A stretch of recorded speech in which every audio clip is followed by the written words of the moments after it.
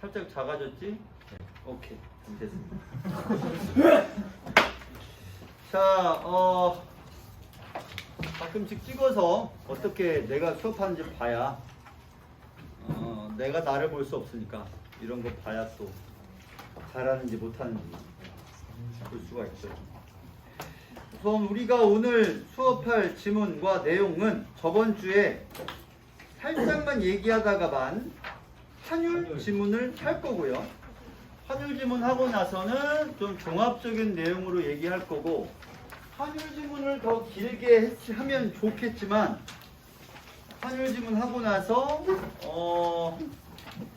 이 중에서 나한테 비문학 안 배우는 사람이 아마 한 명 있는데? 저기 나한테 비문학 안 배우죠? 빼고 나머지는 다 나한테 배우나요? 네. 그러면 이 사람들은 나랑 뭘 할 거냐면 브레튼 우즈 체제에 따른 환율 지문을 우리가 이번 주에 할 거예요. 그래서 그 지문에서 환율에 대한 내용이 추가되니까 같은 내용을 또 하지 않겠다라고 애초부터 컨셉으로 잡았기 때문에 그 지문을 뺐습니다만, 그 지문이 환율에 관한 한 거의 대장 지문으로 봐도 될 정도입니다. 그리고 BIS 지문도 환율에서 BIS란다. 다른 그 오버슈팅 지문, 이 환율이 중요한데 역시 그것도 정규 시간에 할 거라서 오늘 수업을 들으시고 이번 주에 그 브레튼 우즈 체제의 환율 지문을 나랑 수업할 때 연계해서 들으면 환율에 대한 이해가 더 많이 될 겁니다. 그 수업에 도움되는 데까지 수업하고 물론 이 지문도 할 거고요.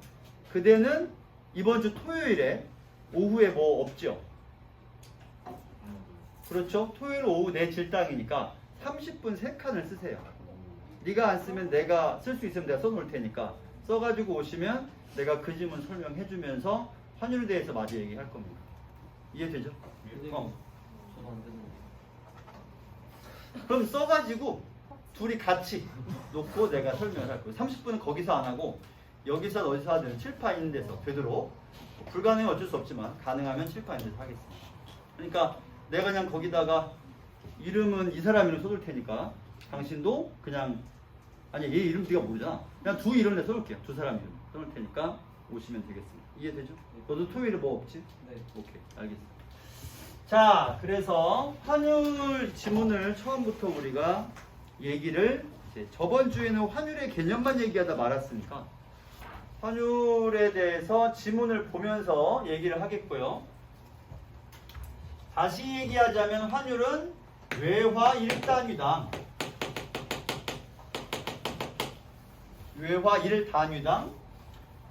자국 통화의 양, 이 비율을 가리켜서 환율이라고 부른다. 그러면 질문, 미국에 대한 한국 통화의 환율, 그러면 단위가 원이겠어요, 달러겠어요? 미국 돈에 대한 한국 통화의 양입니다. 그럼 단위가 달러예요, 원이에요? 원이요. 원이겠죠. 한국 통화에 대한 미국 통화의 환율, 그럼 단위가 뭐겠어요? 그건 달러겠죠. 그러니까 환율이라고 하는 건 어떤 나라가 자기 나라 가치를 뒤에 하고 앞에다가 남의 나라 돈 한 단위당 우리나라 돈이 얼마냐를 따지는 걸 기본적으로 환율이라고 합니다. 이게 기본이었고요. 그 다음에 우리가 지난주에 했던 얘기 뭐냐면, 환율이 올라가면 항상 반대로 움직이는 게 뭐냐? 자국의 통화 가치는 반드시 어떻게 되냐면 거꾸로 움직인다라고 했습니다. 그래서 환율이 올라간다라고 하는 것은 수출업자에게는 지극히 기뻐할 만한 일, 다시 말해 수출이 늘어나고 수입이 감소하게 될 거라는 얘기였고요. 환율이 떨어지면 어떻게 될까요? 반대 현상이겠죠. 수출이 줄어들고 수입이 늘어나게 된다라는 얘기를 했습니다. 그럼 질문, 세계적으로 엔저 현상이 아베가 일본에 수상이 된 이래 꽤나 오랫동안 엔저 현상이 있었고, 이로 인해서 일본의 수출은 증가했을까요? 감소했을까요? N은 일본의 환율 통화입니다. 저라는 말은 무슨 말이에요? 낮다는 얘기죠. 그러면 일본의 통화가 낮아. 일본 돈의 가치가 낮다는 뜻입니다. 그러면 일본의 다른 나라에 대한 환율은 어땠겠어요? 자국 통화랑 환율은 늘 반대다. 그럼 일본 돈 가치, 일본인들 입장에서 일본 돈 가치가 떨어진 거예요.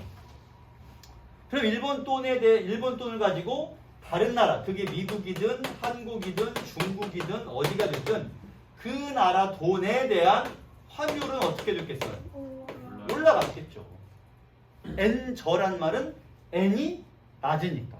그럼 N이 낮으면 N은 일본의 통화고 일본 통화의 가치가 떨어졌단 말은 이 자국이 일본이라는 얘기잖아요, 지금. 그럼 일본 돈의 가치가 떨어지면 환율은 어떻게 될 거다? 반대니까 올라가야 돼. 일본의 미국 달러에 대한 일본 돈의 가치가 떨어졌으니 환율은 올라가고 한국 원에 대한 일본 돈의 가치가 떨어졌으니 환율은 올라가고 중국에 대한 일본 돈이 떨어졌으니 중국에 대한 환율은 올라갔을 거예요. 그리고 환율이 올라가면 어떻다고요? 수출이 늘어나고 수입이 줄어듭니다. 그럼 일본은 엔저 현상을 통해 그 긴 기간 동안 유례없는 호황을 누렸을까요? 불황을 당했을까요? 호황이죠. 수출이 엄청 늘고 수입은 줄었습니다. 그래서 엔저 현상은 이른바 아베의 경제정책을 우리가 줄여서 아베노믹스라고 부르거든요. 아베노믹스의 핵심입니다. 엔저를 만들자. 환율을 무조건 높이자. 그래가지고 수출을 많이 하고 수입을 적게 하자. 이런 것이죠. 덕분에 나는 3년 동안 2번 일본에 놀러가서 수능 끝나고 아주 저렴하게 먹고 그다음에 자고 가고 싶은 데 가고 할 수 있었습니다. 돈을 일본에게 퍼줬죠. 우동을 좋아하니까 맛있고 맛있는 3박 4일 돌아와서 다시 일을 해야 되겠지만 그래서 엔저 현상이든 원저 현상이든 달러저 현상이든 그 나라의 통화 가치가 낮으면 낮을수록 수출업자들은 너무 기쁜 거예요. 왜냐면 통화 가치가 낮아지면 환율이 오른다는 얘기고 환율이 오르면 수출업자들은 야호 신난다 하고 열심히 수출을 하죠. 그 다음에 수입품의 가격은 수입해 와봤자 수입품 가격이 오르니까 사람들이 안 사죠. 결과적으로 이런 일이 벌어집니다. 이 얘기를 이제 이 지문을 통해서 좀 더 알아봅시다. 합니다. 자, 다시 얘기합니다. 기억할 건 2개. 하나, 환율과 자국 통화 가치는 반대로 움직인다. 2번째, 환율이 높으면 수출이 늘고 수입은 줄어든다. 딱 요 2개만 기억하면 딸랑 2개. 가봅니다. 환율의 상승은 경상수지를 개선한다는 것으로 알려져 있다. 환율의 상승은 우리가 지금 얘기했고요. 경상수지란 뭔가요? 여기 써있나 했더니 여기 안 써있습니다. 그래서 이 뒤에도 뭘 써있나 했더니 경상수지도 마찬가지 안 써있습니다. 그래서 경상수지는 지금 내가 설명을 할 건데 경상수지가 뭐예요? 죄송합니다. 뭐라고요? 죄송합니다. 아이씨, 제가 왜 죄송합니다고 하냐면 쟤네반 오늘 수업을 내가 해줬어요. 경상수지. 야, 수업 우리 2교시였는데 2교시가 몇 시에 시작했죠? 9시. 지금 7시니까 10시간 지났군요. 까먹기에 충분한 시간이다. 10시간이면 너무 긴 시간이에요. 자, 경상수지가 무엇인가?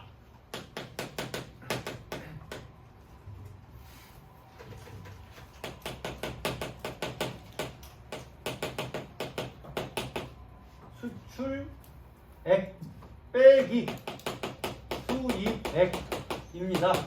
이게 양의 값이면 흑자, 음의 값이면 적자입니다. 대한민국은 경상수지 흑자일까요? 적자일까요? 흑자. 그래서 이것도 내일 나랑 수업하는 모든 반에 얘기해 주겠지만 어마무지한 흑자입니다. 엄청나게 흑자. 또 역사일에 퍼센테이지로 따지면 지금이 최대는 아니겠지만 절대 수출액으로 따지면 지금이 대한민국 역사사상 최대의 수출 흑자 시기를 우리가 살고 있습니다. 많이 벌고 있죠. 자, 그러면 환율의 상승이 이거를 개선한다는 말은 흑자로 간다는 거야, 적자로 간다는 거야? 흑자로 간다는 말은 둘 중에 뭐가 크다는 얘기예요? 이게 크고 이게 적다.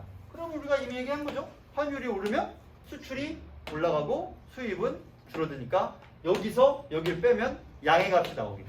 그럼 흑자가 되는 것이죠. 이를테면 국내 기업은 수출에서 벌어들인 외화를 국내로 들여와 원화로 바꿉니다. 그렇기 때문에 환율이 상승한 경우에는 외국에서 우리 상품의 외화 표시 가격을 다소 낮추어도 수출량이 늘어나면 수출액이 증가한다. 이것도 설명하겠습니다. 다 설명할 겁니다. 다 설명할 테니까 설명을 들으면서 이 말이 그냥 이런가 보다 하고 가도 문제는 풀려요. 근데 이 특강은 싹 다 설명하는 게 컨셉이니까 다 설명할 겁니다. 칠판 보시고요. 잘 봐요. 자, 한국의 신발을 외국에 들고 와서 팝니다. 그러면 여기는 한국 원화고요. 여기는 미국 달러화입니다. 그러면 현재 환율은 1,200원이라고 하겠습니다. 몇 달러당 1,200원이라는 뜻이에요? 1달러. 한 단위당이니까 1달러당 1,200원입니다. 그러면 내가 신발을 한국에서 만들어서 미국에 가서 100달러에 팔기로 했습니다. 그러니 100달러를 벌어서 한국으로 100달러를 가지고 들어왔습니다. 그러면 여기 지금 뭐라고 써있죠? 외화를 들여와 원화로 바꾼다. 외화를 들여왔어. 이제 이걸 뭐로 바꿔야 돼? 원화로 바꾸면 될 거 아니야? 근데 지금 환율이 1,200원이면 100달러면 얼마가 돼요? 12만원이 되어야 하잖아. 그런데 은행에 갔더니 만들 때는 이 신발 만들 때는 12만원에 만들었어요. 그래서 100달러를 팔았단 말이야. 들어와서 100달러를 가지고 은행 갔더니 나한테 얼마를 주냐면 15만원을 준다고 합시다. 왜 이렇게 많이 줘요? 환율이 올랐으니. 그래서 이제 1달러당 환율이 얼마가 됐냐면 1,500원이 됐으니까 15만원을 줄 거 아니야. 그러면 이제 나는 신발을 가지고 또 갖고 가서 얼마에 팔 거냐면 95달러에 팔 겁니다. 95달러. 그러면 여기보다 싸죠? 가격 경쟁력이 높아져요, 낮아져요? 높아지죠. 싸게 팔 수 있다는 말이 가격 경쟁력입니다. 가격으로 싸울 수 있으니까. 자, 그러면 더 싸게 가격으로 싸우기 위해서 싸게 팔았는데 판 건 좋은데 95달러 가지고 이제 국내로 돌아왔습니다. 얼마 주고 만들었죠, 신발을 처음에? 아니지, 이거는 바꿔준 돈이고 만들 때 12만원으로 만들었단 말이에요. 그리고 100달러 받고 팔다가 이제는 좀 깎아서 95달러 받고 팔아요. 그럼 95달러 들고 은행에 갔더니 환율이 1,500원이에요. 그럼 나한테 얼마를 줄까요? 15만원에서 5달러 깎은 만큼만 주면 될 거 아니야. 그러면 달러당 1,500원, 5달러면 7,500원입니다. 그러면 14만 2,500원을 줄 거예요. 14만 2,500원. 이거 액수가 중요하겠니? 액수는 안 중요해. 중요한 건 뭐예요? 12만원을 만들어서 갖고 가서 여기서 가격을 깎아 팔았는데도 나한테 이득이 있다 없다? 있다는 거죠. 22,500원이 이득이잖아요. 따라서 나는 더 싸게 팜에도 불구하고 더 많은 원화 수익을 올릴 수 있습니다. 여기까지 이해돼요? 네. 그럼 이게 무슨 말이죠? 다시 읽어봅시다.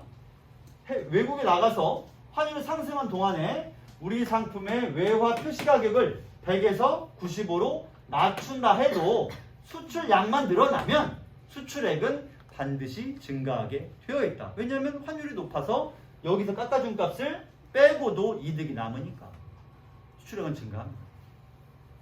실제 95달러는 90달러라고 해도 이득은 있습니다. 만들 때 12만원인데 90달러로 하더라도 15,000원이니까 135,000원이 될 테니 이득이 있겠죠. 이렇게 됩니다. 자, 이게 무슨 뜻인지 설명했습니다. 자, 이번엔 반대로 또 반대죠. 동시에 수입 상품의 원화 표시 가격은 상승했어요. 환율이 올랐으니까 수입액은 그대로 거꾸로 오릅니다. 그렇게 되면 수입품을 덜 소비함으로 수입액은 감소한다. 아니, 해외에서 미국에서 100달러짜리 물건을 가지고 우리나라에 와서 100달러에 팔 거야. 근데 100달러에 팔지 않고 원화로 표시해야 돼. 그러면 환율이 1200원일 때는 이 물건을 얼마에 팔면 되냐면 12만 원에 팔면 됩니다. 근데 환율이 1500원 됐어. 그럼 얼마에 팔아야 돼요? 15만 원에 팔아야 됩니다. 그러면 사람들이 어떻게 된다?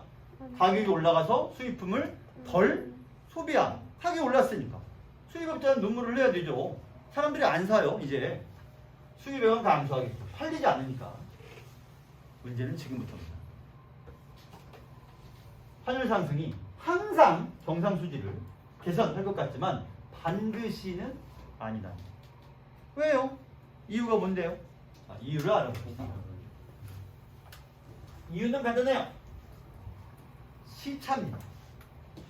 시차가 있어요. 미국과 한국의 시차, 그런 시차가 아니라 가격을 인지하는데 시차가 있습니다. 자, 봅시다. 환율이 올라도 단기적으로는 경상수지가 오히려 악화되었다가 점차 개선, 되는 현상, 이것을 가리켜 J커브. 모양이 J자라서 J커브입니다. 모양은 이런 모양이에요. 그러니까 이 모양이 J라고 해서 J커브라고 하는 거죠. 그럼 왜 이렇게 되는 건가요? 자, 봅시다. J커브에서 경상수지가 악화. 아니, 올라가야지. 수출은 늘고 수입은 줄었으니까 올라가야 되는데 왜 반대냐는 얘기예요. 첫 번째 원인은 환율이 오른 비율만큼 수입 상품의 가격이 오르지 않는 것을 꼽을 수 있다. 자, 환율이 1,500원 됐으니까 15만 원으로 팔아야 돼요. 근데 15만 원에 안 팔아. 자, 당신들이 수입업자라고 생각해봐. 물건을 해외에서 떼왔어. 이제 팔 거야. 환율이 너무 뛰었어. 가격을 오른 환율이 뛴 만큼 바로 적용해서 올려서 판다. 이 선택지. 이렇게 하겠어요? 이렇게 못해. 왜죠? 안 살 테니까. 올리더라도 어떻게 올려야 돼요? 천천히 올려야죠. 그럼 천천히 올리는 동안 나한테 뭐가 생겨? 손해가 나겠죠? 15만 원에 팔아야지 이득이 생기는데 12만 원이었다가 처음에 12만 5천 원, 12만 9천 원, 13만 4천 원, 13만 8천 원, 14만 2천 원 이렇게 올리는 동안에 생기는 적자는 감수해야죠. 그리고 이걸 미리 예측하지 못한 내 잘못이죠. 그건 감수해. 그래서 환율 상승 후 상당 기간 동안 외국 기업이 매출 감소를 우려해서 원화 표시 가격을 바로 올리지는 않으니까. 바로는 못 올린다는 거죠. 바로는. 여기서 올리지 않는 말은 바로를 부정하는 말이지 안 올린다는 말은 아닙니다. 곧장 올리지는 않습니다. 그러면 여러분 이 문제를 좀 미리 볼까요? 어디서 경상수지가 여기서 출발점이야. 어디까지 악화되는 거예요? 네? B까지? 악화되는 거. 어디까지 악화해? 여기쯤까지 요만큼의 기간 동안 악화되고 있죠. 그럼 이 기간 동안 지금 어떻게 되고 있냐면 수입품의 가격이 바로 환율에 의해서 팍 뛰어야 되는데 그러지 않고 억지로 지금 가격을 못 올리고 있는 중이에요. 그 다음에 여기서부터는 어떤 일이 벌어지고 있어? 이 구간부터 이 구간 지금 무슨 일이 벌어지고 있냐면 수입은 줄어들고 수출은 늘어나서 점차 개선되고 있는 중이거든요.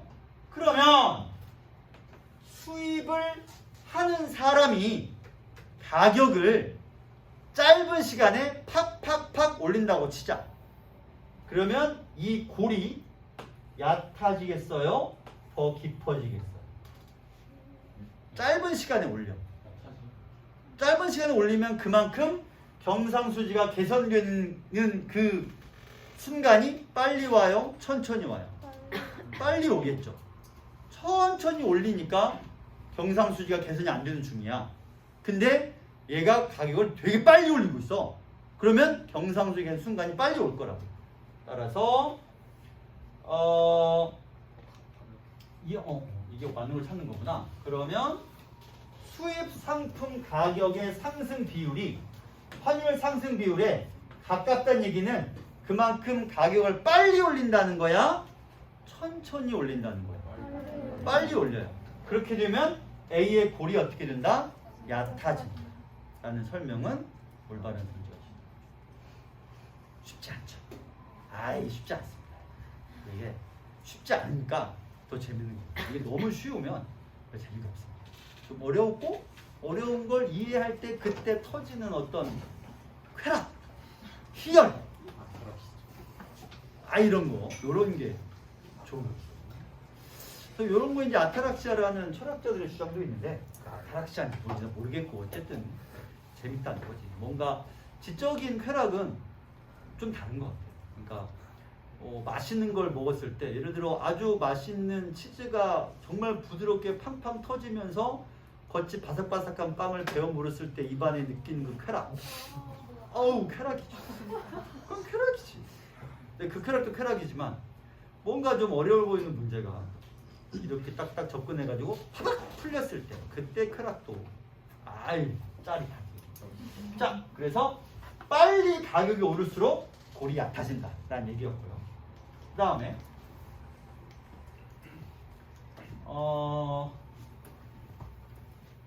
여기를 우리가 부정했어. 또한 소비자 역시 수입상품 소비가 가격 변화에 따라 줄을까지는 상당 기간이 소요됩니다. 이게 무슨 말이냐면 수입품이 가격이 슬금슬금 올라요. 여러분이 그 수입품을 되게 좋아해요. 그러면 가격이 살짝 오를 때 300원 올랐네? 에이 안 사. 겠느냐? 아니면 300원 에이 뭐 맛있으니까 참지 뭐 하고 사 먹겠느냐는 거예요. 어느 쪽이겠어요? 후작이 있죠. 일단 먹어요. 500원 올랐네? 까짓거 500원 사 먹지 뭐. 700원 1100원 2000원 뭐? 2000원? 야이씨 기간이 걸린다. 그럼 어쨌든 사 먹긴 사 먹으면 그거는 수입업자에게 들어가는 돈이 되겠지만 어느 순간부터 안 사버리면 완벽한 적자가 되겠죠. 수입액이 줄어들죠. 그래서 가격도 천천히 올리는 게 1번이고요. 2번은 소비자가 그 물건을 소비하지 않기까지의 시간이 걸립니다.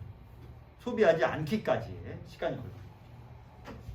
또 있어요. 국내 기업이 수출 상품 외화 표시 가격을 낮췄어요. 그래도 이번엔 외국 소비자입니다. 이건 수출 얘기군요. 수출 상품의 외화 표시 가격을 낮췄어요. 근데 외국 소비자가 이를 인식하고 소비를 늘리기까지 여기도 마찬가지 시간이 걸려요. 그래서 제메시스 가격을 국내에서 8천만 원짜리를 해외에 갖고 나가면 8천만 원이면 몇만 달러예요? 그냥 8만 달러겠구나. 한 6만 그냥 7만 달러 합시다. 대단히 쉽게. 그러면 7만 달러 였다가 그걸 6만 8천이나 6만 5천 달러로 내렸어요. 그러면 해외 소비자가 이걸 인식하고 저 차 가격이 싸졌네. 가성비 좋으니까 또 멋있기도 하니까 저 차를 사자 하면서 소비를 늘리기까지는 어쨌든 시간이 걸릴 것이다. 이쪽도. 여기도 시간이 걸리고 여기도 시간이 걸립니다. 그러나 제이컵의 형태가 보여주듯이 당초에 올랐던 환율이 지속됩니다. 어느 정도 시간이 지나 가격 및 물량의 조정이 제대로 이루어진다면 포인트는 뭐예요? 여기에 어느 정도 시간 지나서 물량의 조정 두 가지가 제대로 이루어진다면 경상수지는 반드시 개선된다. 그러면 이 그래프 기준은 어디겠냐면 여기서부터 올라가기 시작합니다. 여기서부터 올라가기 시작을 하겠죠? 그리고 여전히 그래도 흑자예요? 이 기간 동안 흑자예요? 적자예요? 여기를 보면 여전히 적자죠? 여기 위로 올라오면 그때부터 흑자가 되는 것이죠. 그러면 기억은 우리가 봤고요. 니은도 봅시다. 니은은 지금 할 수가 없네. 디귿을 봐야겠다. 디귿. B를 기점으로, 여기를 기점으로 환율이 상승한다. 환율은 언제부터 상승할까요? 어디? 원점부터 이미 상승을 했어. 그러니까 무슨 일이 벌어지고 있어요? 처음에는 뭐 한다고? 악화되다가 개선된다고 그랬죠. 그럼 환율은 어디부터 이미 상승했어야 돼?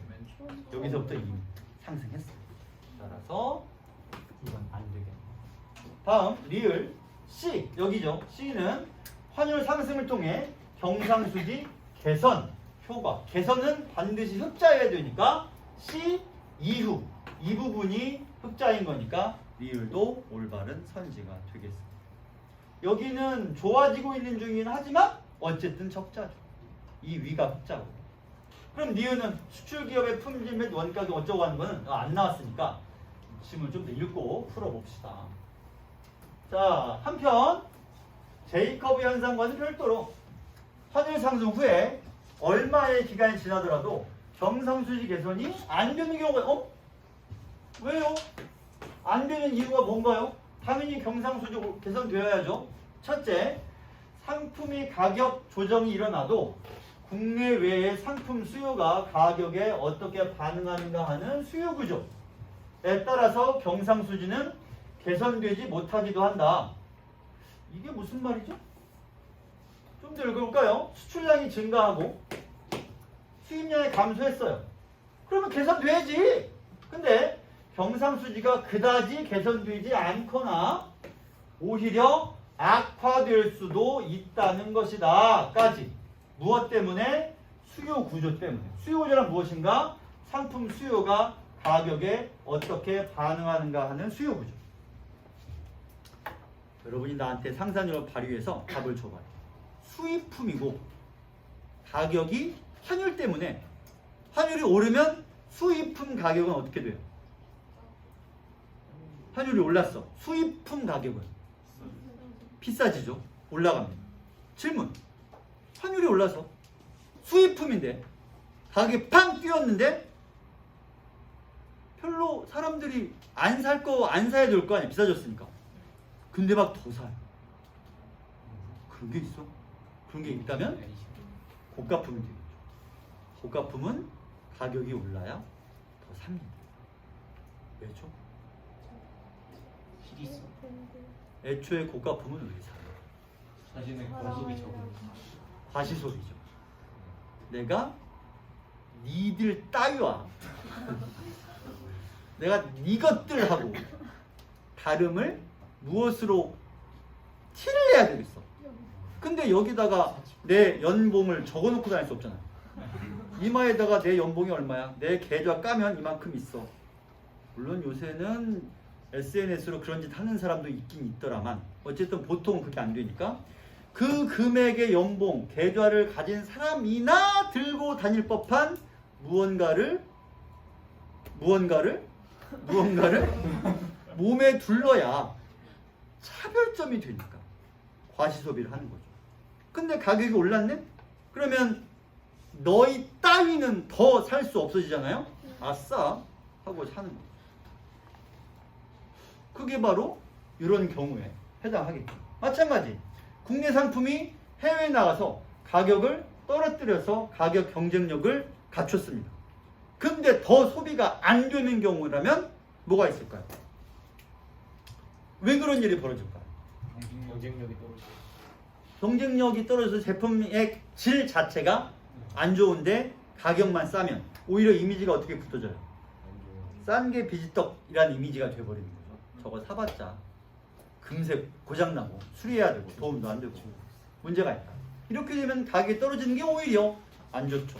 그래서 해외에서 제네시스는 이제 현대차 매장에서 안 팝니다. 따로 매장을 만들죠. 제네시스라는 매장을 만들어서 거기서 팔아요. 고가로 팔려고 하는 것이죠. 그래야지 더 이른바 고가를 사려고 하는 사람들에게 사실 미국에서 차는 거의 필수품, 우리나라도 이제 필수품이 됐지만 필수품이고 고가의 차량의 수요는 있으니까 그들을 공략하려면 가격을 떨어뜨릴 필요가 없죠. 오히려 올려야죠. 물론 올리는 거에 맞는 서비스를 해야 되겠죠. 그래서 무작정 개선되는 게 아니라 수요 구조에 따라서는 악화되거나 개선되지 않거나 할 수 있다는 것이고요. 두 번째, 단계적인 차원에서 수출 기업이 환율 상승에만 의존하여 품질 개선이나 원가 절감 등의 노력을 계속하지 않는다면 경쟁력을 잃어서 경상수지를 악화시킬 수 있다. 이런 거죠. 신발 같은 경우에도 나는 아무런 추가적인 노력을 하지 않았는데 환율 덕분에 이득이 팍팍팍팍 뛰어요. 그러면 내가 그 이득을 가지고 품질 개선하고 연구하고 브랜드 가치 뛰어 올리고 패션 디자이너 고용해서 신발의 질을 올려줘야 되는데 안 그래도 돈이 벌리니까 굳이 그럴 필요 있나? 하고만 있다가는 금방 망하게 되어 있다라는 것이죠. 꾸준히 품질 개선 노력을 해야 되겠죠. 강사는 어떻게 품질 개선 노력을 할 수가 있어요? 교재가. 교재. 그렇죠. 교재만 그럼 만들면 돼요. 딴 거 뭐예요? 강의력을 올려야 되고 수업 준비, 그치? 수업 준비, 강의 열심히 해야 되겠죠. 이거 해마다 생각하는 거야. 내가 올해 자료를 만들면 한 41~42살까지는 이 자료를 계속 쓸 거라고 생각을 당연히 하잖아요. 근데 한 2~3년 전부터는 이 자료를 만들면 내가 몇 년 쓸까? 라는 생각이 듭니다. 예를 들어 내가 올해 만들었어. 그럼 몇 년 쓸 것 같아요? 내가 언제 이걸 그만둘까요? 만약에 올해 하고 그만두면 자료를 만들 필요가 있나? 이런 유혹과 또 싸워야 되죠. 계속 안 돼, 난 계속 할 거야. 설사 올해 하고 그만두더라도 이건 해야 돼 라는 생각을 해야 되니까. 덕분에 우리 학원에 있는 수많은 나보다 더 선배님이시면서 교재 준비 열심히 하시고 수업 준비 열심히 하시는 내공이 많은 쌤들 뵈면 의욕이 생기죠. 나도 더 열심히 해야겠다는 생각이 들죠. 그리고 강사는 경력이 그 사람의 내공을 올리는데 많이 도움이 돼요. 어쩔 수 없어요. 내가 나이를 먹으면 한 해 한 해 나이 먹을 때마다 지문을 1년에 최소 적게 읽어도 300개에서 저번에 한번 셌을 때 700지문 읽고 있더라고요. 비문학 지문. 그러니까 그렇게 읽으면서 바보가 아니라면 어찌됐든 아는 내용 설명할 수 있는 건 많아지겠죠. 자, 그럴까요? 우리나라의 경우 환율은 외환 시장에서 결정이 되지만 정책 당국이 필요에 따라 간접적입니다. 외환 시장에 개입하는 환율 정책을 구사합니다. 경상수지가 적자 상태라면 일반적으로 고환율 정책이 선호됩니다. 이제 당신들이 충분히 얘기했으니까 설명해봐요. 경상수지 적자일 때 왜 환율을 높여요? 수출을 올리고 수입은 낮춰야 경상수지가 어떻게 되니까? 개선되니까. 그러면 환율을 높인단 말은 한국의 통화 가치를 우리는 자국이 한국이니까 자국인 우리나라의 원화 가치를 어떻게 만든다는 뜻이에요. 높이나 낮춘다. 그러면 우리가 앞으로 일본처럼 우리도 뭘 해야 돼? 원저를 추구해야죠. 원화를 낮추고 환율을 높여야 돼. 이렇게 되겠죠? 그래서 브레튼 우즈 지문에 보면 어떻게든 환율을 높이려고 자국 통화 가치를 어떻게든 끌어내리려고 나라들이 아득바득 악을 쓰는 내용이 지문에 들어가 있습니다. 그러면 서로 계속 낮추고 서로 환율을 높이면 그럼 무슨 일이 벌어질까요? 환율은 상대적이야 절대적이야? 상대적이죠. 비율이니까. 그럼 서로 모두가 내가 더 환율이 낮음 내가 낮음 질 수 없음 하고 막 땅 밑으로 파고 들어가고 막 이렇게 되면은 국제 경제가 애매해지겠죠. 서로 막 환율 낮추려 경쟁을 하니까. 그래서 고정 환율제를 국가들이 추구하게 돼요. 야, 이거 이러다 끝도 없겠다. 이러지 말고 우리가 환율을 그냥 정하자. 변동하지 말고 딱 정해놓고 그대로 가자. 그리고 그거를 주도하는 나라는 여러분이 모두 아는 그 나라입니다. 어느 나라겠어요? 미국이죠. 미국밖에 없겠죠. 그렇죠. 자, 그러나 환율과 경상수지 간의 복잡한 관계 때문에 환율 정책 연구를 신중하게 검토해야 합니다. 자, 이 글에서 다루지 않은 내용은 수입 상품의 가격 변화, 비싸지죠. 고환율 정책이 반드시 필요하다 얘기했고요. 외국 소비자들의 반응이 지체란 말은 무슨 뜻이죠? 느려진다. 시간이 느려지는 반응. 그 다음에 국내외 수요 구조가 경상수지에 미치는 영향. 얘기했어. 수요 구조에 따라서는 환율이 올라도 경상수지가 개선되지 않을 수 있다 라고 얘기했습니다. 환율 상승이 경상수지에 미치는 영향에 대한 일반적인 기대. 어떤 기대를? 환율이 올라가면 경상수지가 어떻게 될 거라? 개선될 거라 기대하는 거. 다 맞는데? 틀린 선지가 없어. 그죠? 그러면 마지막을 잠깐 볼까요? 이 마지막 문장을 가지고 생각해 본다면 힌트를 줬어요. 마지막 문장만 갖고 생각해 봐요. 몇 번이 답일까요?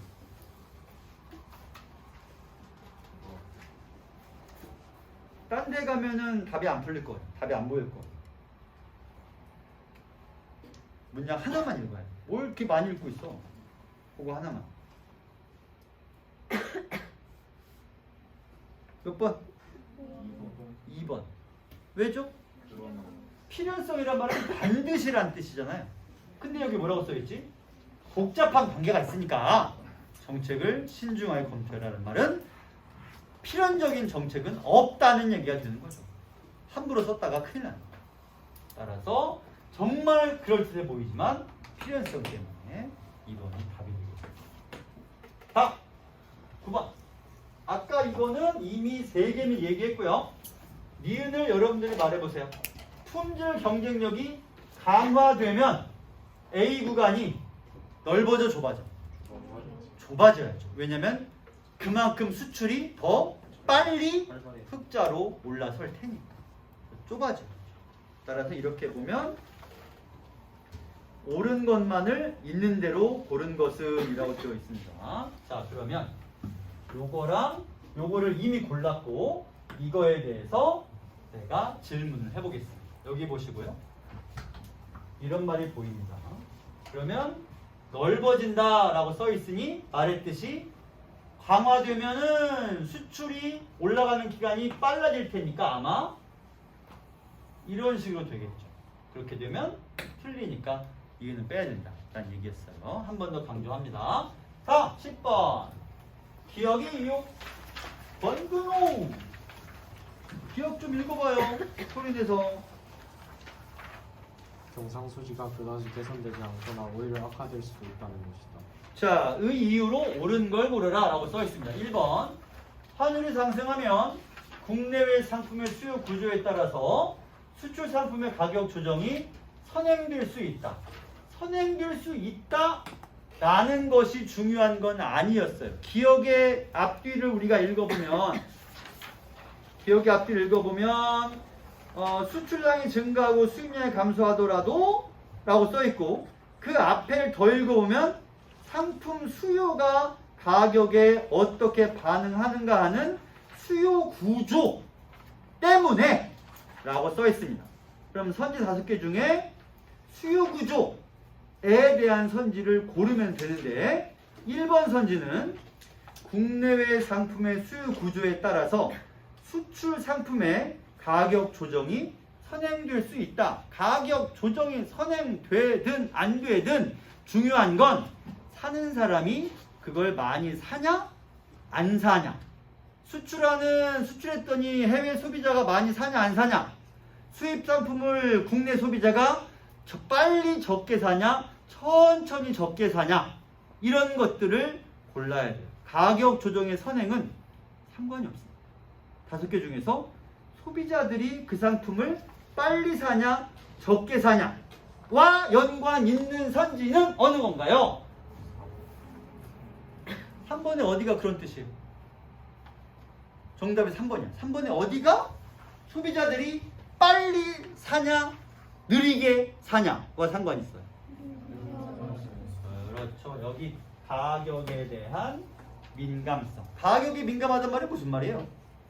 가격이 변동하면 그에 따라서 내가 사는 것이 빠르게 변한다는 거야, 느리게 변한다는 거야. 빠르게 변하는 거를 민감하다. 그럼 민감하지 않으면 느리게 변하는 것이죠. 자, 여러분 이런 걸 가리키는 세 글자의 용어가 뭐예요? 가격에 따라서 수요가 출렁출렁 하는 걸 가리키는 세 글자의 말. 탄력성. 탄력성. 이거는 탄력성에 대한 얘기죠. 그래서 이 말은 수요의 가격 탄력성이 민감하지 않다는 말은 살 사람은 사고 안 살 사람은 여전히 안 사는 거예요. 그러면 수출했을 때 해외 소비자가 안 사던 사람이 많이 사야 됩니다. 수입 상품은 어떻게 해야 돼요? 경상수지 개선되려면 안 사던 사람은 여전히 안 사야 되고 사던 사람은 그 사람들도 안 사야 되죠. 그러면 지금 두 경우 다 탄력성이 커? 작아? 아니면 서로 탄력성이 달라? 탄력성 다르네. 다시 물어볼게요. 눈이 커졌어. 다시 물어볼게요. 안 사던 해외 소비자가 많이 사야 돼요. 사던 국내 소비자가 소비를 팍 안 해야 돼요. 둘 다 탄력성이 커요? 둘 다 작아요? 하나 크고 하나 작아요? 둘 다 크죠. 탄력성은 뭐라 그랬냐면 내가 변화하는 정도라고 해요. 변화하는 정도. 당신하고는 내가 탄력성 얘기를 안 한 것 같아요. 했나? 왜냐면 이거 정규 수업 때 안 얘기해요. 그래서 둘은 모르는 게 당연하지만 그러나 안타까운 것은 수업을 들어도 모르는 사람이 이 중에 있다. 이게 나한테는 더 안타까운 거예요. 탄력성은 변화 양이 아니라 양의 값, 음의 값의 문제가 아니라 변화한 비율을 말해요. 변화한 비율. 여기가 플러스고 이게 마이너스면 여기서 이만큼 오른 거, 이만큼 떨어진 거, 이만큼 오른 거, 이만큼 떨어진 거. 요걸 A, B, C, D라고 합시다. 어느 게 탄력성이 제일 작아요? A, B, C, D 중에. B. 어느 게 제일 작아요? B가 제일 작다.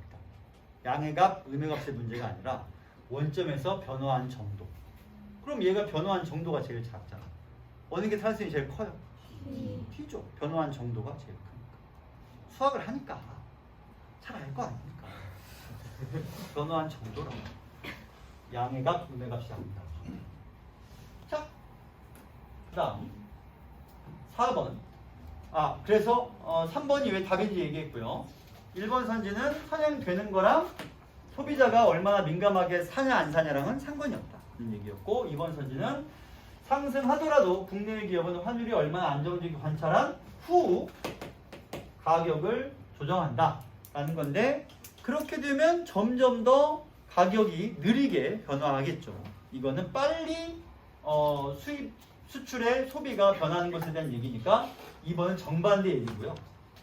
신속하게 이루어진다고 해서 상품 수요가 민감하게 반응하지 않습니다. 수요 구조에 따라서 반응한다 그랬지, 가격이 빨리 바뀐다고 수요가 빨리 변하는 건 아니죠. 상품은 수요 구조에 따라서 민감할 수도 있지만 민감하지 않을 수도 있다는 거였어요. 따라서 이렇게 된다고 해서 이렇게 되는 게 아니에요. 5번 경상수지 개선력 무관하다? 무관하지 않죠. 무관합니다. 자, 11번은 안 풀겠습니다. 이게 원문에 있어서 싫었는데 그냥 여러분이 보세요. 자, 그 다음 넘어가서 이제 EBS 지문은 이번 테마에서는 안 하겠고요. 그 다음이 뭐냐면 전통적인 통화정책은으로 시작하고 있으니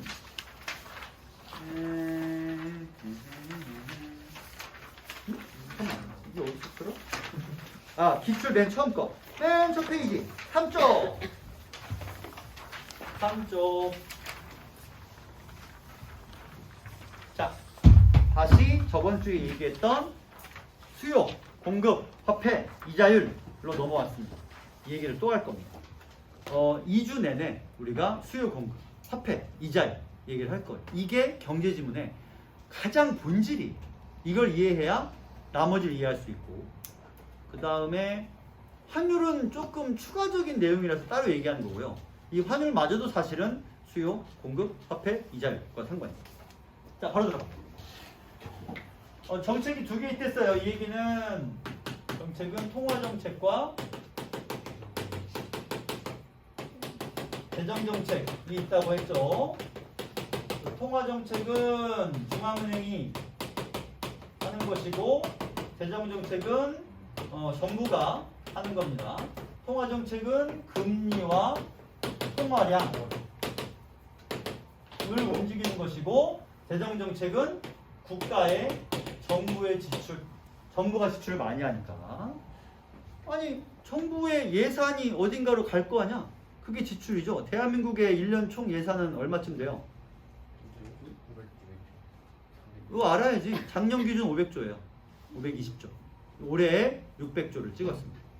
이제 대한민국은 600조의 국가인 거죠. 천조국이 되려면 400조 남았습니다. 여러분 시대에 천조국이 될 수 있을지.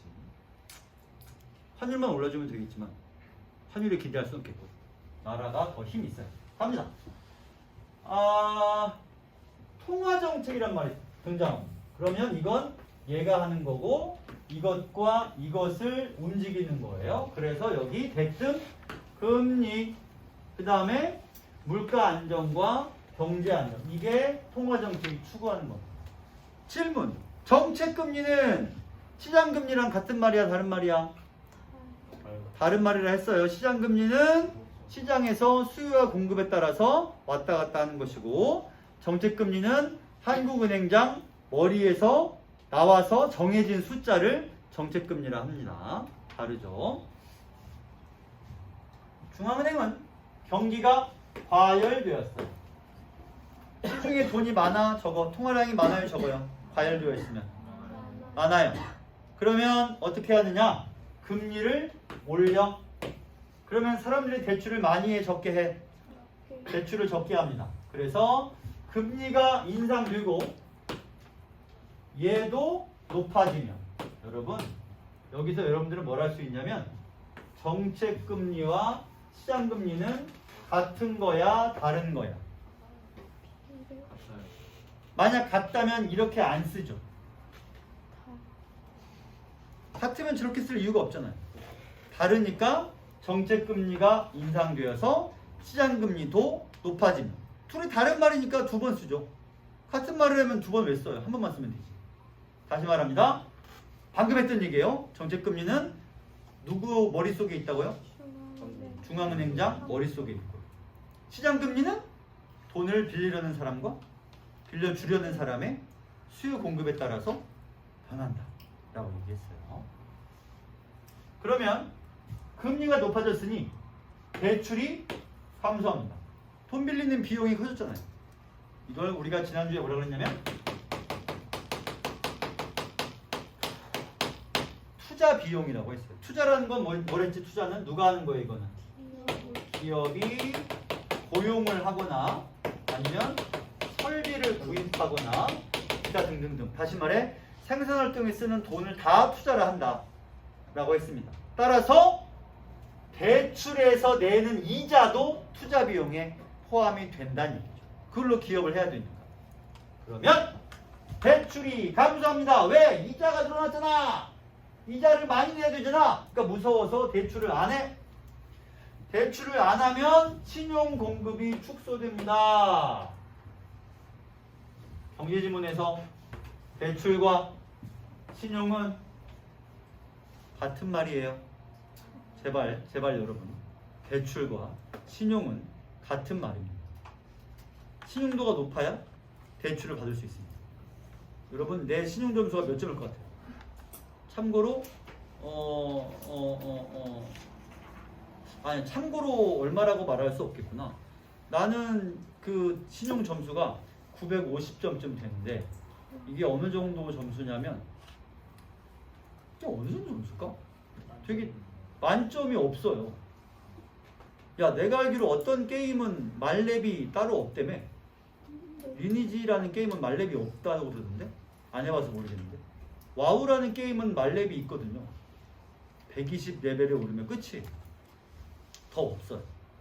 근데 리니지라는 게임은 그냥 계속 오르는 거예요. 계속 경험치를 막 이렇게 쌓아가지고 신용 점수가 올라가면 이란 말은 무슨 뜻이냐면 대출을 많이 할 수 있다는 얘기입니다.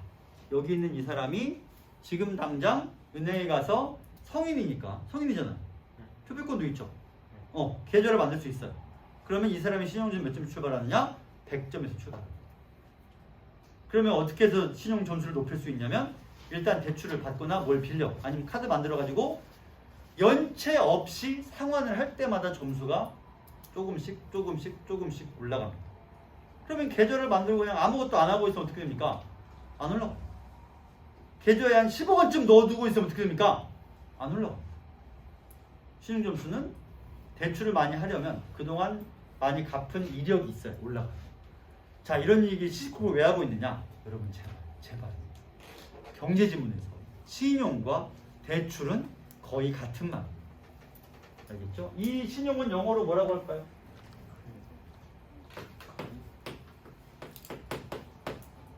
이겁니다. 트러스트도 아니고 빌리프도 아니고 이건 신용이에요. 신용. 크레딧을 뭐. 그러면 대출이 줄어드니까 당연히 대출 신용 공급 축소되겠죠? 신용 공급이 축소가 되면 경제 내 수요를 줄여요. 대출을 적게 하면 수요가 줄어든대요. 왜 그래요? 대출이 적단 말은 지갑에 돈이 적다는 거예요, 많다는 거예요? 적으니까 수요가 어떻게 돼? 줄어들어. 수요가 줄어들면 물가는 올라가 내려가. 사고 싶은 사람이 줄어들었어. 물가가 올라가 내려가. 내려가겠죠. 물가는 안정되고 경제는 진정. 지난주에 다 했던 얘기들을 또 하고 있습니다. 반면 경기가 침체되었을 때에는 반대의 과정. 자, 그러면 쫓아가 봅시다. 여러분 반대를 해볼게요. 자, 여기서부터 합니다. 경기가 침체되었어요. 금리를 어떻게? 낮춰요. 그러면 정책 금리를 낮췄으니까 시장 금리도 똑같이 영향을 받아서 낮췄습니다. 그러면 대출이 어떻게 돼요? 금리가 낮으니까 대출에도 이자 갚을 부담이 얼마 없는 거예요. 확 빌려. 그러면 신용 공급이 어떻게 돼? 늘어납니다. 그러면 경제 내 수요가 어떻게 되냐면 난 지갑에 돈이 많으니까 물건을 사겠죠. 갤럭시 살 거 아이패드 최신형을 산단 말이에요. 그래도 되겠지. 돈이 많으니까. 그러면 물가가 어떻게 돼? 뜁니다. 그러면 경기가 침체되었을 때는 뛰어 올릴 수. 그걸 뭐라고 하냐면 부양이라고 해요. 말 그대로 뛰어 올린다고.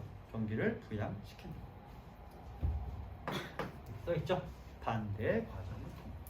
이걸 선순환이라고 한다고 지난주에 얘기를 했습니다. 계속 갑니다.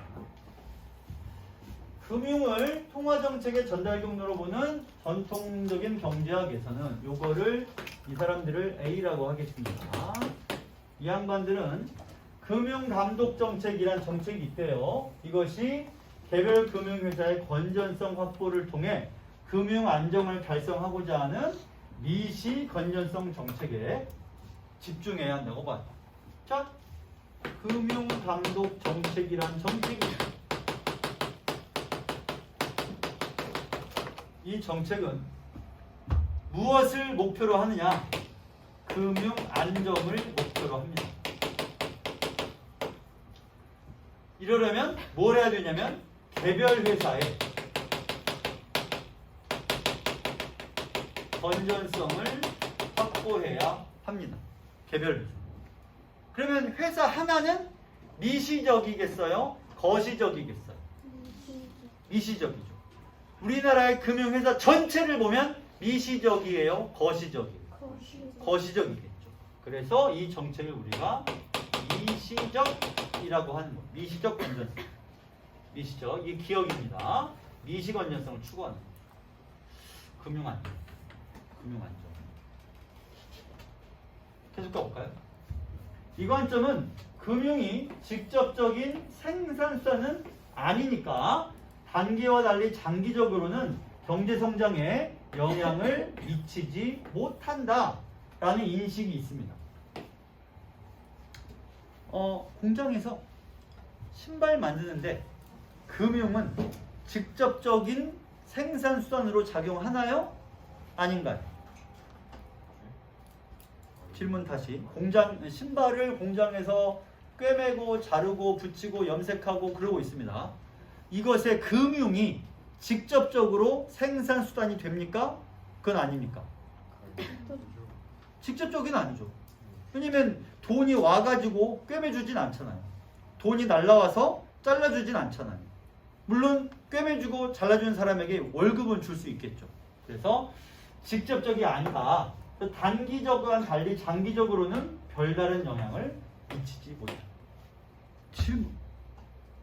여기 보니까 단기적일 때와는 달리라고 써 있어. 그럼 단기적으로는 영향을 미쳐요, 안 미쳐요? 안 미쳐요? 미쳐요, 안 미쳐요? 미치겠죠? 미쳐버렸어요. 그리고 나한테 물어보고 미쳐요. 다시 단기적일 때와는 달리 장기적으로는 영향을 미치지 못합니다.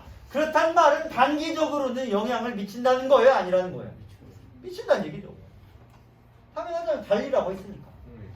그럼 이 내용으로 선지가 나올까요? 안 나올까요? 나오니까 물어보겠지. 그렇지 않습니까? 그래서 선지를 보시면 자, 여기 금융이 단기적으로는 경제성장에 영향을 미치지 못한다고 보았다라고 하면 틀린 선지가 되는 거죠. 장기적으로는 단기적일과는 달리 장기적으로는 미치지 못해? 그럼 단기적으로는 미치겠지.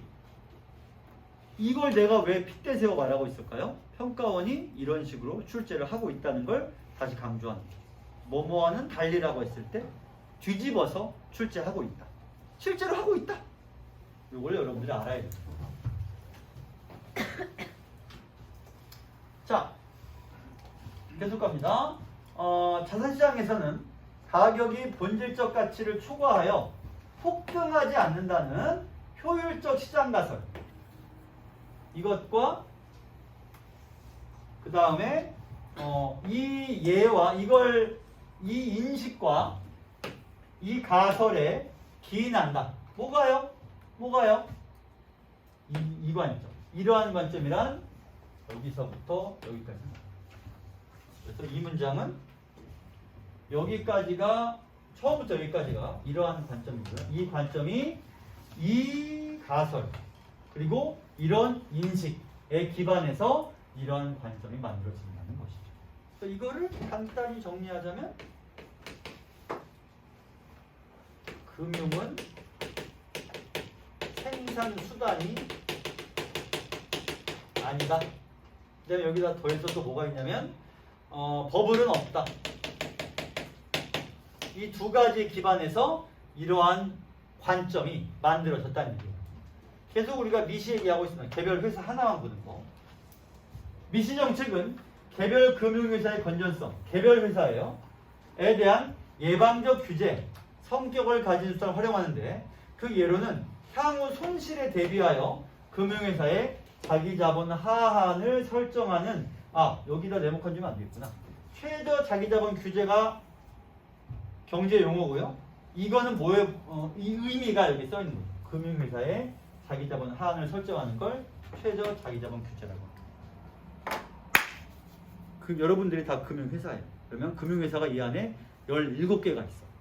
17개 금융회사를 모두 다 규제한다라고 하면 거시적이죠.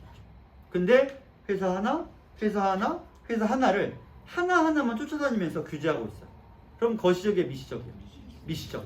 그럼 이 말은 지금 어떻게 하겠다는 거죠? 17개 회사 전체가 아니라 회사 하나하나만 쫓아다니면서 그 회사들이 건전하면 문제가 없을 거예요. 이런 생각인 거죠. 어때요, 여러분? 내가 여러분 반의 담임이라면 우리 반이 건전하기 위해서는 여러분 한 명을 다 상담해가지고 당신들 한 명 한 명이 다 문제없이 공부하고 있어. 그럼 우리 반에 문제가 있어 없어? 이것이 무슨 정책이라고요? 이 정책. 미시적으로 따지는 거예요. 그러면 여러분이 미리 지금 따져볼 수 있는 게 반대쪽에 뭐가 있겠니? 거시적. 있을 거예요. 그럼 미리 얘기할게요. 아직 넘어가지 말고. 거시적은 뭐가 문제냐면 하나하나를 다 챙겼어. 막 상담을 한 명 한 명 다 했단 말이야. 근데 문제가 빵 터져가지고 경제가 난리가 난 거야. 그러면 무슨 생각을 하는 게 맞겠어요? 아, 미시가 답이 아니구나. 학생 전체의 분위기도 중요하고. 그래서 얘가 야 반문유기 어때? 했더니 얘가 별 문제 없다는 거야. 열심히 하자. 반문유기 어때? 문제 없는데? 열심히 하자. 반문유기 어때? 좋아요. 우리 열심히 하자. 그래서 막 17명 문제 없다는 거야. 근데 그냥 열심히 하고 있었어. 근데 알고 봤더니 각자가 서로 조금씩 불편한 점이 다 있었던 거예요. 서로에게. 근데 그냥 내가 조금 불편한 거 참고 말지 하고 있었던 거죠. 내 골무면 반드시 터지게 돼 있지. 그래서 나중에는 큰 게 빵 터져가지고 반이 공중분해 풍비박살 내가 일자리를 잃었어. 내가 이런 작고 소중한 내가 일자리를 잃었습니다. 이런 일이 터지지 않으려면 이란 얘기죠. 그래서 일단 여기까지만 가면 여기까지만. 그래서 뭘 추구하냐면 개별 회사에 손실이 생긴다면 거기 대비하기 위해서 자기자본 하한을 설정하는 최저 자기자본 규제라는 게 있대. 질문. 성윤아, 내가 화면에 보여 지금? 여기 있어도?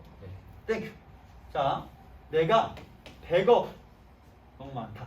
10억 많지만 어쨌든 10억 원 규모의 회사를 가지고 있다고 칩시다. 그렇게 치자고요. 정윤아 지금 10억이 왔다 갔다 하는 졸음이 와. 지금 야 10억이야 10억. 졸지 마. 네가 10억짜리 회사가 있다고 치자. 그러면 그 중에 네 돈이 얼마 있어야 돼?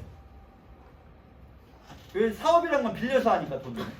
그럼 너라면 그 중에 얼마를 빌려서 사업을 하겠어? 회사 전체 규모는 10억이야. 네 돈은 2억이고 8억은 남의 돈으로. 그래도 돼요? 자, 잠깐만. 자신이 있는 회사라면 상관없어요. 그래도 돼요? 자, 기출 공부를 많이 한 학생 여러분께 묻겠습니다. BIS 비율에 따르면 세계 경제는 몇 퍼센트의 자기 자본이 있으면 건전하다고 평가합니까? BIS 지금 아무도 안 읽었어요?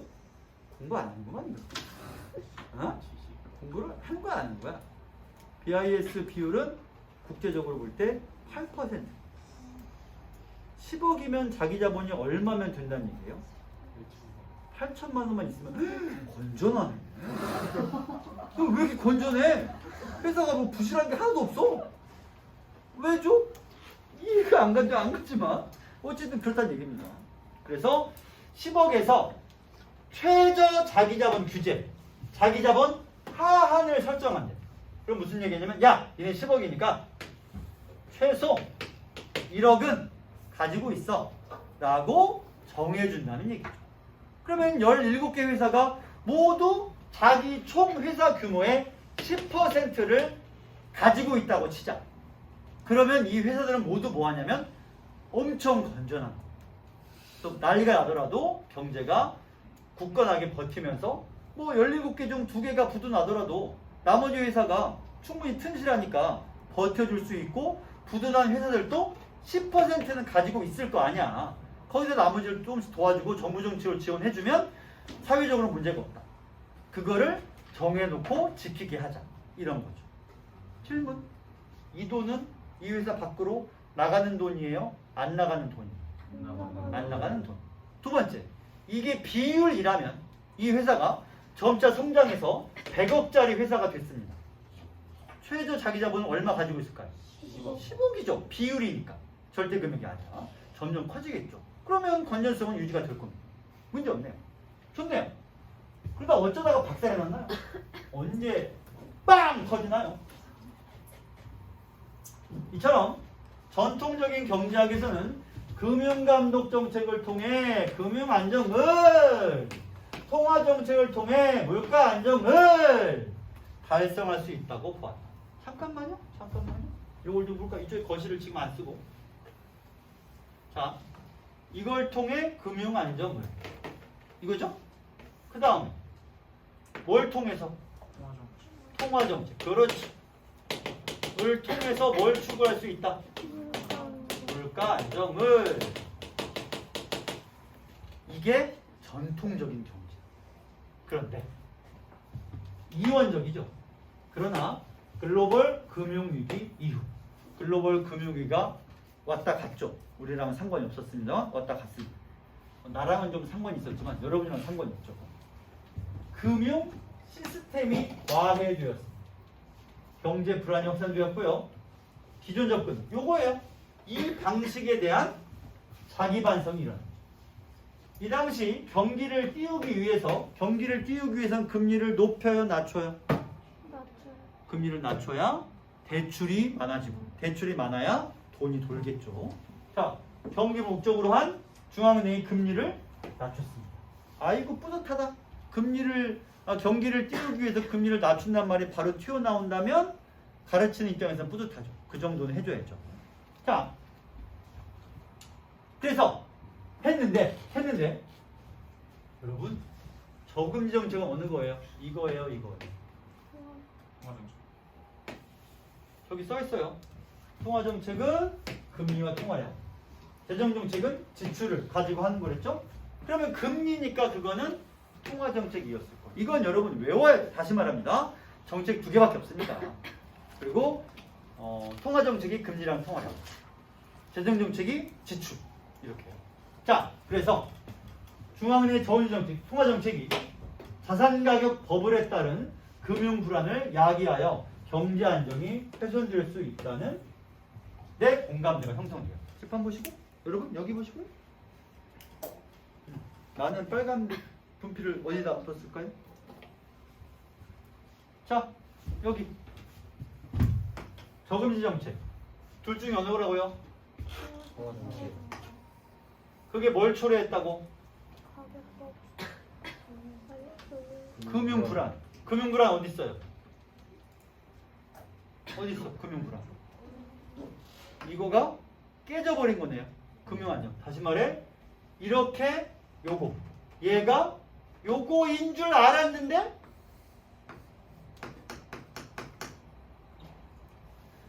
이게 웬일이에요? 물음표가 뜬 거예요. 얘가 얘를 훼손시킨다고? 어떻게 된 거야? 이러한 얘는 얘 때문에 될 줄 알았는데 얘가 이거를 훼손되는 공감대가 형성되었다는 것이죠. 아, 이게 우리가 생각이 틀렸어. 게다가 여기 보면 무슨 말이 써있냐면 버블이라는 말이 써있네요. 원래 이 이론의 핵심 뭐였냐면 버블이란 건 없다였죠. 근데 버블이 있었네. 아이고, 버블이 있었네. 이게 깨져버린 거죠. 이렇게 된 거죠. 자, 또한 금융회사가 점차 커지면서 개별 금융회사의 부실. 개별 금융회사는 거시야 미시야? 개별이니까 미시죠. 근데 그 미시회사의 부실이 금융 시스템의 붕괴. 질문! 시스템. 금융 시스템은 미시겠어, 거시겠어? 거시죠. 시스템이 무슨 말이야? 구조란 뜻이잖아. 이거는 거시. 여기도 거시란 말이 있죠.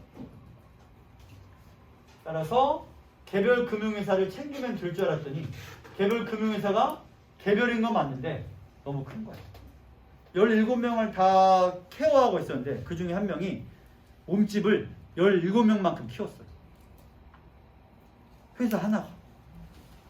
지금 당장 대한민국을 돈 주고 살 수 있는 금융회사가 전 세계에 존재할까요? 참고로 예산이 600조 원이고요. 땅이 있고 국방력도 있습니다.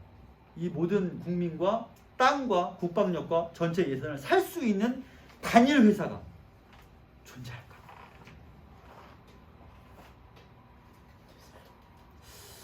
현재 갑부 순위를 따지면 중동의 산유국의 왕이나 왕자들이 갑부 순위에 올라 있지만 회사 순위로 따지면 당연히 제일 큰 회사는 애플입니다. 애플은 1년치 애플 수익으로 삼성전자를 6개 살 수 있으니까 1년치 수익으로. 매출 아니에요. 수익. 그러니까 이윤으로 남은 돈만 가지고 삼성전자 여자분 살 수 있어요. 왜안 사요? 왜 안 사냐고요? 독점 방지법에 걸리니까. 이 얘기 설명하면 또 시간 걸리니까 아니야. 이게 문제야. 얘가 딴 데로 새지 않게 조심해야 돼. 그래서 우리나라에 살 수 있는 단일 회사는 현재로서는 없습니다. 무기 때문에 아닙니다. 무기 때문에. 땅과 예산은 살 수 있어요. 무기를 살 수 없어요. 자, 어쨌든 회사가 너무 큰 회사가 생기다 보니까 그 회사 하나가 부실하면 시스템 전체가 망가져. 따라서 회사의 규모도 새로운 위험 요인이 되었습니다. 자, 거시경제 문제가 생긴 거예요. 이제 어떻게 이 문제를 해결할지 읽어봅시다. 이에 기존 정책으로는 금융 안정을 확보할 수 없고 경제 안정을 위해서는 여기 있어요. 경제 안정. 경제 안정만 여기 안 써 있네. 경제 안정을 위해서는 물가 안정뿐 아니라 금융 안정도 필수죠. 그럼 여러분 보실까요? 물가 안정뿐 아니라 금융 안정도 필수죠. 즉 이것도 있고 이것도 있고 두 개 다 안정해야 되겠구나. 필수적이구나 라는 걸 깨달은 거죠. 그 결과 미시에다가 거시가 추가돼. 두 개를 더한 거죠. 그 전까지는 미시만 있었는데 거시가 추가된 금융감독 정책과 이거요. 물가 안정을 위한 통화정책 간의 상호 보완. 그러니까 이거와 이거를 더하고 둘 다 하려니까 얘와 얘도 더했어요. 둘 다 상호 보완한 거죠. 을 통한 경제 안정을 해야 된다라는 견해가 주류를 이루게 됩니다. 여러분 칠판 보시고 이 글이 어떤 구조로 짜여졌는지 보이죠? 이거와 이거 이렇게 되고 이런 문제가 생기니까 그러면 얘와 얘도 동시에 얘와 얘도 동시에 이렇게 됩니다. 이게 이 글의 체계, 구조, 전개 방식이 됩니다. 자, 거시에 대해서 좀만 얘기하면 이제 지문이 끝납니다. 거시건전성이란 개별 회사의 차원이 아니라 이 차원인 거죠. 위기가 낮아서 건전한 선택. 위기가 낮아서 건전한 선택. 거시정책은 금융의 건전성을 추구하는 규제 및 감독 등을 포괄하는 활동. 이걸 다 합니다. 이때 거시정책은 미시가 거시를 담보할 수 있는 충분 요건이 되지 못한다는 구성의 오류에 논리적 기반을 두고 있다. 이 문장 설명합니다. 축구 좋아하시나? 팀이 우승하기 위해서 가장 필요한 선수 포지션을 하나만 꼽는다면 뭐예요? 공격수. 그렇죠? 적의 수비를 한 방에 무너뜨리는 빠르고 파괴적인 골 결정이 확실한 공격수. 물론 수비수도 있어야 되고 공격수의 패스를 찔러줄 수 있는 패스를 잘하는 사람 중간 또 필요하겠고 다양하겠죠. 그런데 최고 수준의 공격수와 완벽한 쩌리들 그렇게 한 팀이 있고요. 그 다음에 전체적으로 고르게 되어 있지만 최고 수준보다 바로 밑에 있는 수준. 그러니까 상중하라고 하면 상하쯤 최상급 공격수가 있고 S급 공격수 한 명에 C급 전체 그 다음에 A급 평균인 팀. 어떤 팀이 이겨요? 평균인 팀이 이기겠죠. 여기서 말하는 구성의 오류란 이거는 부분이에요. 그 다음에 이거는 거시건전성은 그러니까 이게 부분이고 이게 전부입니다. 부분이 아무리 건전해봤자 전체의 건전성을 담보할 수는 없다. 그게 구성의 오류라는 말의 뜻이에요. 다른 말로는 더 쉬운 말로 뭐라고 하냐면 합성의 오류라고 불려요. 부분이 좋다 그래서 전체가 반드시 좋은 게 아니라는 거죠. 반대말도 있습니다. 전체가 옳다 그래서 그 부분들이 다 옳은 건 아니라는 얘기예요. 몇 개쯤은 나쁜 게 섞여 있을 테니까. 이거를 뭐라고 하냐면 거꾸로 말하니까 분할의 오류. 부분이 모여서 전체로 올라가면 합성의 오류, 전체에서 내려오면 분할의 오류라고 부릅니다. 같은 말이에요. 구성의 오류, 합성의 오류. 17개 회사 중에 15개가 건전해. 근데 2개가 썩었어. 그러면 그 시스템은 어떻게 된다는 얘기일까요? 이에 따르면 위험하다 라는 거죠. 그래서 어떻게 해야 돼요? 결론. 거시정책은 시스템 위험 요인에 대한 예방적 규제는 아까도 여기 미시원 정책도 전체에서 자기 자본 하한을 정하는 것도 예방적이었죠. 근데 여기도 예방적 규제를 통해 건전성 추구하는 점에서 미시 정책과는 차별화된. 아닌데 미시도 예방적 규제 한다고 했는데 뭐가 다르죠? 자, 앞에 읽어볼까요 다시?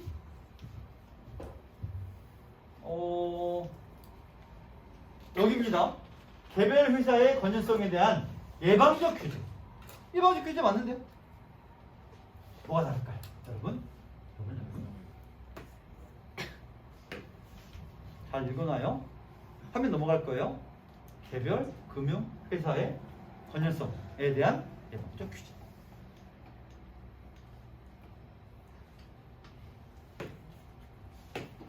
뭐가 달라요? 여기는 시스템 전체에 대한 예방적 규제. 이게 다른 거죠. 따라서 여기서 차별화가 된다는 말은 예방적이라는 점이 차별화가 아니라 미시는 회사 하나, 거시는 전체. 이거였어요. 이거 알겠죠? 요게 선지로 나올 거야 안 나올 거야? 너무 매력적이잖아. 차별화란 말은 써 있는데 예방은 차별화가 아니에요. 다른 게 달라. 시간 갖도록 하겠습니다. 진짜 매력적이야. 식당 이동합니다. 홀딱 반할 만큼 매력적이야. 간식 먹고 하겠습니다. 그거 좀 눌러주세요. 뭐 눌러야 그냥 그 네모 또 눌러주세요.